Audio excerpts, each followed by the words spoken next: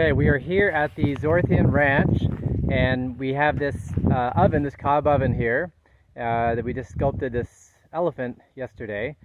And we are now in the process of making a plaster. We're going to make an earthen plaster over the oven.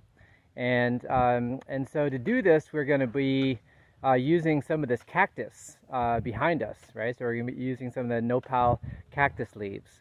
And so we'll be mixing that into the earthen plaster, and that'll help strengthen it, and we're also going to be using it as a sealer.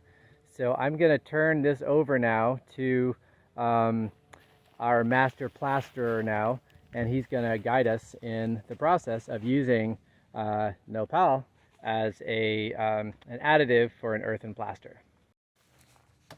Okay, and so here is Rohan. And so, hi there. All right. So, and tell us what's going on here. So what we got is the ones that we harvest for our plaster are the thicker ones. The smaller ones are what are used for cooking nopalitos. So they're used for culinary. These ones are not. So we're also calling this plant a prickly pear plant, and they're amazing. Any waste leaves that we've just cut down, if you just leave them on the ground like this, they'll just regrow. So that's just something, so you don't have to feel too bad about anything that you cut that you're not going to be using. And the first step after you cut them off is you want to get rid of all these little spikes that are all around. So there's two ways of doing that. One is with your knife, the way that I'm doing it here. The other one is if you have a torch, you can just kind of burn them off really easily, and then they're gone. Because these are not fun. Once they stick into you, they're very hard to get out. Also, if you have your gloves, they'll stay in your gloves as well. So that's the only part that's not really fun, even though I kind of enjoy this. It's like meditative. So I'm getting rid of them all around. What I can do is I can show you the process with one leaf of preparation. Once I've kind of removed all of these little bits. And the way that you would cook the nopalito usually is that you boil it first and then chuck that goo, because it creates a goo. Chuck it away and then basically fry the pieces, and that's what you'll order like in a Mexican restaurant, that you can put in the taco or the rest of it. So normally that is thrown away, but what we're going to do is we'll have two different batches. One batch that we're going to ferment, and one batch that we're going to be boiling and keeping that goo. So I think an interesting part of natural building forever is that we're always using byproducts.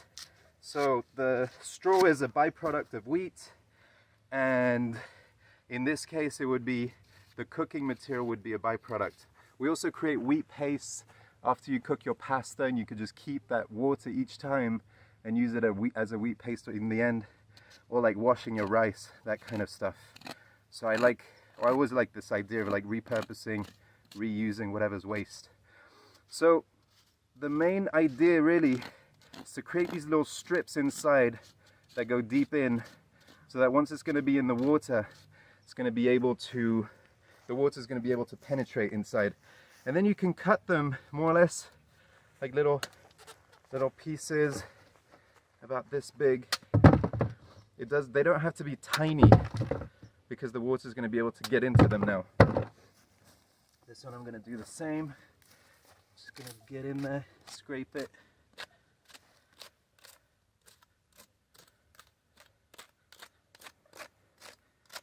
And can you explain what this is going to be doing for the plaster? Yeah, so it helps with the water resistance, and it also helps to create a stronger bind altogether of the finish plaster. So I'm not going to be teaching Miguel this, but for anybody watching, when you are building in general, your finished plaster is going to tend to have less clay than whatever you did inside, because you don't want it to crack, you want it to be nice and smooth.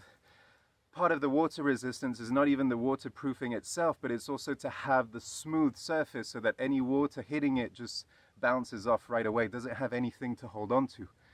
So what this is going to do is it's going to help it all stick together more firmly, create a really smooth finish.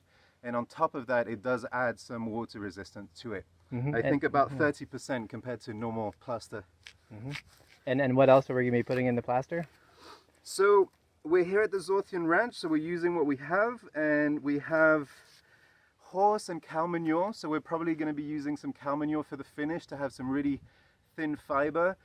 We might also actually add some horse manure, and we have a lot of wheat flour that we hadn't been using, that we kind of stocked up when there was the lockdown, and we just noticed it kind of went off. So I think we're going to be adding a little wheat paste at the same time. So we'll be mixing those three ingredients together. Okay, great. And then maybe some of the decompressed granite, DG that's on the property. Absolutely, yeah. And this clay is so fantastic to work with. It's a beautiful color. And the nice thing about sealing it with a nopal also is that it retains the original color, right? So it doesn't darken it like a linseed oil. Exactly, yeah, that's a good point, like linseed. Right. Yeah, yeah, because this earth is just so nice. I mean, this beautiful golden color. So it's I'd want to keep that color for sure. Yeah. So basically, in this sort of bucket, I would put a third upwards of these to ferment. Oh, yeah. Wow. Yeah. Oh, that's a lot. But that's also going to allow it to ferment quicker. Yeah. A quarter to a third, yeah. All right, cool. So this is kind of the first phase, and then we'll be showing you clips of the next phase of the process once this has been fermented for a few days, and how we use it to apply to the plaster and also the sealer. All right. So we got about a third of the bucket of the bin filled with nopal juice, and then we add the water in there. So now we've got our water, our nopal, we've got the sun. We're going to be covering it with a tarp, and we're going to let it ferment 7 days. It'll have a little smell of fermentation, and that's when you know that it's ready. And we'll be able to put our hand in it as well. And as we move it down, we'll be able to see how gooey it is. So here is the Nopal Cactus that we're going to use for the plaster. We're just putting it in boiling water. And so I just have it kind of boiling for about an hour or so, and just letting all the kind of the meat from the cactus dissolve. So it's now this nice kind of gooey consistency here. And then we have this flour paste. I just made some, got 6 parts of water, brought that to a boil, and then had 2 parts water, 1 part flour, with that together, and then added that to the flour paste. And so I'm just simmering it for a little bit. So we'll be adding these 2 things to the plaster to help strengthen it. Okay, I think it's ready to bring down now. Okay, cool. Hello. So we are now in the exciting phase of actually making our plaster, right? So you saw us collecting the nopal, you saw me making the flour paste up in the kitchen, and so now we're putting everything together, okay? So first of all, we got our clay, right? So this is our clay, and you see there's lots of clods, clay clods. So we soak that in water in this wheelbarrow, and so kind of turn into a slurry, kind of a clay milkshake, right? And that's just to kind of soften all the clods and everything. And then we added pretty much a full pot of the flour paste into that, and then pretty much a full pot of the cactus juice that was with water, and it was kind of a slimy material. Added that, and so now, and we're actually this is a nice size screen. We're just using this this fire screen. We can easily clean this off, but this is just a nice, like maybe 1/4-inch screen is fine for this. And so then so Rowan here is just putting the soaked clay into the screen, and then this of course screens out all the rocks and stuff like that. But it's the holes are big enough so that we're still getting some of the nice sand that's naturally occurring in the clay. So we're just going ahead and sift this out. We're going to make a pretty big batch, enough to plaster this oven and maybe some of the other earthen cob benches around here that have been done. And that rocket stove back there. So we'll add, so we'll sift this, and then we'll be sifting out the sand. We have this decompressed granite that we're going to be sifting out. And this is all actually stuff from the hill that all got washed down, and so there's just kind of like a river, dry riverbed of this sand, which is really nice to work with. So we'll be adding that to this mix, and so we'll have our nice 70% sand, 30% clay. The flour paste will make it sticky, right? And so will the cactus juice. And then we'll be adding, for fiber, we have this horse manure here soaking in water. It's best if you're able to get fresh horse manure, so the horses have made their contribution here. So I like to soak in water, and then we'll be taking this, squeezing out all the liquid, and this is really what this part that smells, and then this is where we get our nice fiber, right? So all that nice chopped straw, that's all ready for us to use. So we'll be adding this then to our plaster mix, and I probably won't add all this. Probably only like 1 bucket. That's probably all we'll need for this. So maybe about 10% straw or something like that, maybe 20. All right. So that's basically where we're at now. So, and then when we have this all mixed up, I will show you the process of how to apply it over the cob. Okay, now we're stomping in the horse manure. We just drained all the liquid out of it. So Rowan is working this in. So this will give us some nice fiber into our mix. Give some nice live enzymes also to help to strengthen it. So that should be a good amount, and then we should be ready to start applying this to our oven. How's it feel there, Rowan? Oh, it feels great. Nice. All right. Okay, so we have made our plaster mix, and so now we are in the process of putting the plaster on the oven. So I'll just kind of show you the process, how I like to do it. So you want to get the cob mix. Oh, let me introduce you to Elena here. She just joined us here. She's a permaculturist here in the area. So first we get some of the cob wet. So I'm just going to do this part here. So the cob plaster will stick better to the existing cob when this is a little bit wet. And then we can just take a nice little handful of the cob. And this is how I like to do it. I like to kind of slap it on, like that, kind of slap it on, give that good initial contact, slap, and then press it in, okay? And it's going in about a 1/4 inch or so. And so that's pretty much it. And then you can dip your hand in the water. You should have a bucket of water right next to you. And just kind of dip your hand in the water. And then you kind of go at it with circular motions to smooth it all out. Get it all nice and even, okay? And then you can take your little fancy yogurt lid kind of thing, dip that in water, and then you use that to kind of smooth it out then. Almost as if like this is a trowel kind of thing. Mm-hmm. All right?